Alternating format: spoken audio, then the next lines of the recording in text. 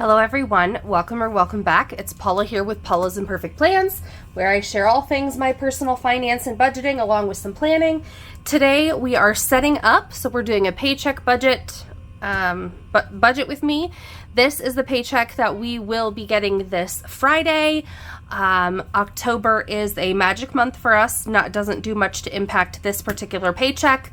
We are a 2-income household of 5 living in rural Iowa. My husband and I both work full-time and are paid on the same Fridays. So here is what we're doing. We'll go ahead and jump in. This is the paycheck. I think I decreased my expected September paycheck because some of my benefit withdrawal amounts had increased, but that didn't actually hit until October.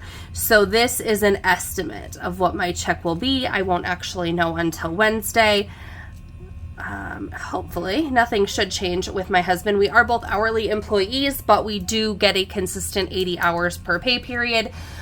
So the only change is from my first check to my second check because my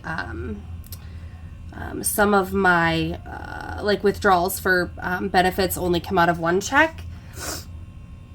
Okay, so that is the only income that we are budgeting. I usually have something else to put in there, but we don't put that in until the end. I start out with the very minimum of what I know we're going to get, and that is what we plan for, and any additional allows us to go above and beyond what we would like to do. So anticipated inflow, $2,911.44. So we come down into our fixed expenses, and I pay the second half of our internet bill, $29.11.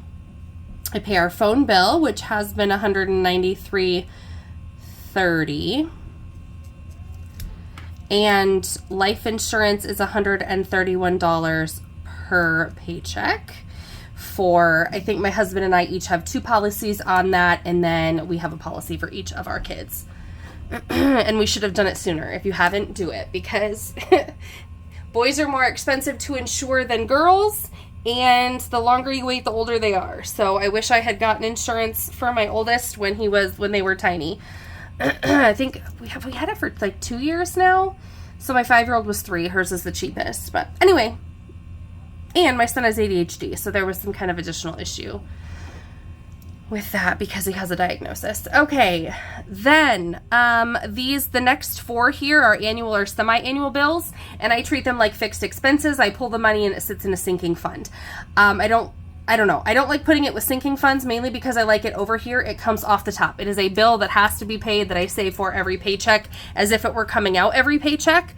I don't give myself the opportunity to slack on those. I count them as monthly expenses. And I think maybe now I would be okay when I've gotten into this habit of saving where I could save randomly and fund them. But when I started this, I wasn't. And so it had to come out of this monthly amount and get set aside as though it were spent on that bill because it would not have been there. Anyway. So, but October, so I have actually funded, unless I get my homeowner's bill and it's like way more than like twice last year, I have fully funded the car and homeowner's insurance envelope that is due in November. I usually set aside $400 a month, $300 from the first check and $100 from the second. And then I already got the automobile part of that, which is the most expensive. And I think I have like almost $600 plus my car insurance premium, so I can't imagine that my homeowners would be over $600. If it is, I'll take a little bit out of a November check, but at this point in time, I'm considering this fully funded, and so that is getting $0. Registration, I actually paid that in September, and that is taken care of until that's one area where I've cut. I don't have registration due again until May, and it's only mine for like $61. So I will start saving again after the new year.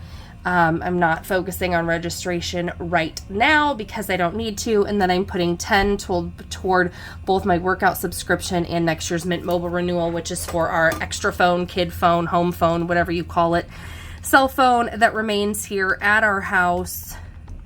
My son thinks it's his. It's not. Okay. That puts our fixed expenses at a total of $373.41. If we subtract that from $29,1144 where we started, we are left with $2,538.03 to budget. So that is the amount that we are going to bring down here to our next section, which actually for us is saving, because I have less savings categories than variable expense categories. So I just switched the sections. In our emergency fund, we are doing the Save 2025 and 2025 this week. That is, or this paycheck, that is $80. Goes right into our high yield savings account. Vacation, $100 goes into our high yield savings account. Propane, I have a large credit on our account for our winter heating, and I'm slowly saving up a little bit in case that isn't enough or whatever, or just to save for next summer's prepay amounts, $25 going towards that. Kids is getting $50 into that high yield savings account. Medical, $150. My husband used to have an FSA, flex funds. He doesn't anymore. And so his paycheck increase, that was $133 that was taken out every check for the last several years. So I've committed to putting that $150 right toward medical expenses. If we have a bunch out of pocket, then I don't put it in the sinking fund and I just cash flow. But at this point, I'm planning to be able to put that into medical. Summer daycare, we're again saving for next summer for my three school age kids, $280. Okay, so these last three are cash savings challenges. So we put 40 towards Christmas, 15 towards holiday, and we are putting 210 in our mini binder, which funds our cash thinking funds. So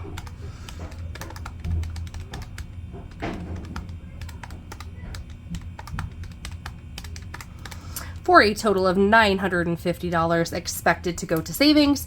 If we subtract that from $25,3803, we are left with $1,588.03.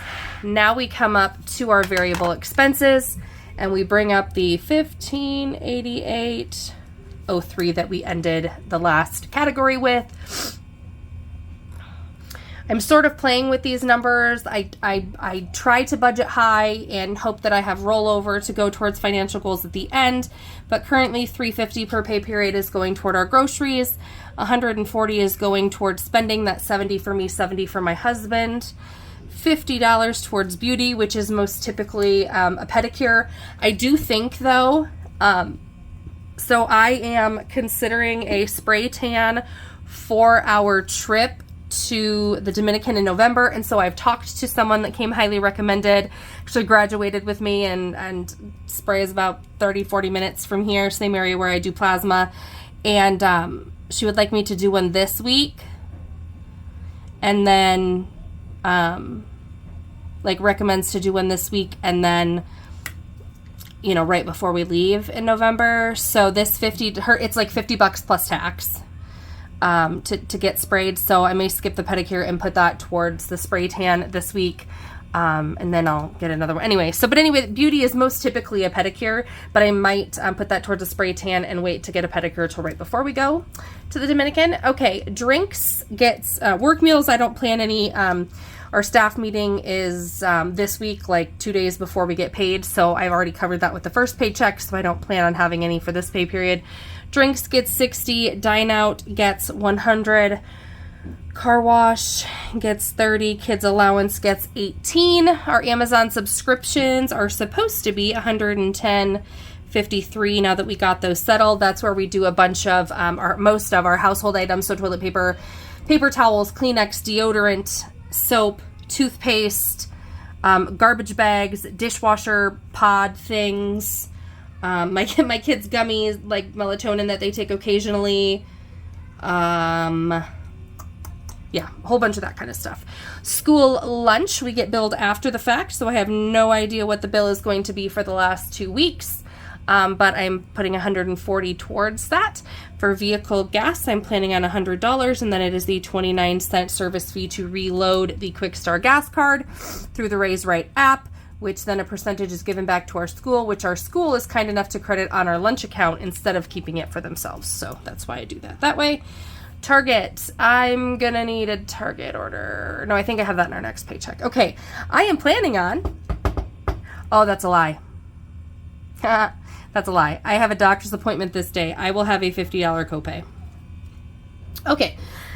So we're winging that because I wasn't originally planning that until we're sitting here right now, and I like pre-registered for the appointment online and gave them my card to charge it. Okay, so planning on $50 for that copay, school lunches, nothing for vehicles, and nothing in miscellaneous, hopefully. So that's where we're at there.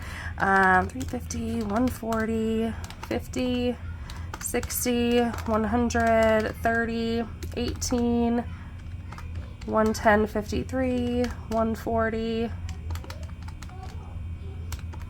All right. $1,148.82. And if I subtract that from the, I did that wrong. 1588.03 minus 1148.82, we are left with $439.21.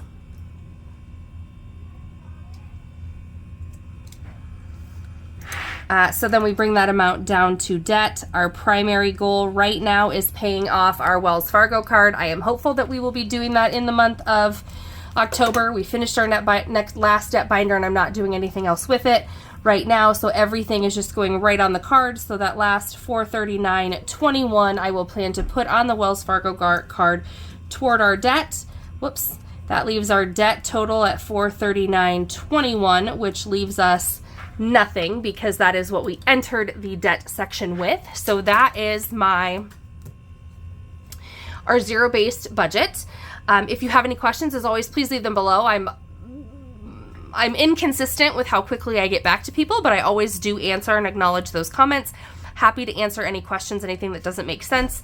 I am very aware of the fact that I've been doing this for a long time, and so there are things that seem so routine and second nature to me that I haven't been doing the zero-based budget part for a long time, but I have been dividing my bills out between 2 paychecks and making sure I had enough money to cover them. This part is newer to me. But so budgeting itself isn't. But in any case, if you have any questions, I'm always happy to answer them if anything doesn't make sense. Please hit that like button on your way out and subscribe if you haven't already. It is free and it helps out more than you know. So thank you guys so much for watching, and I'll see you in the next video. Bye.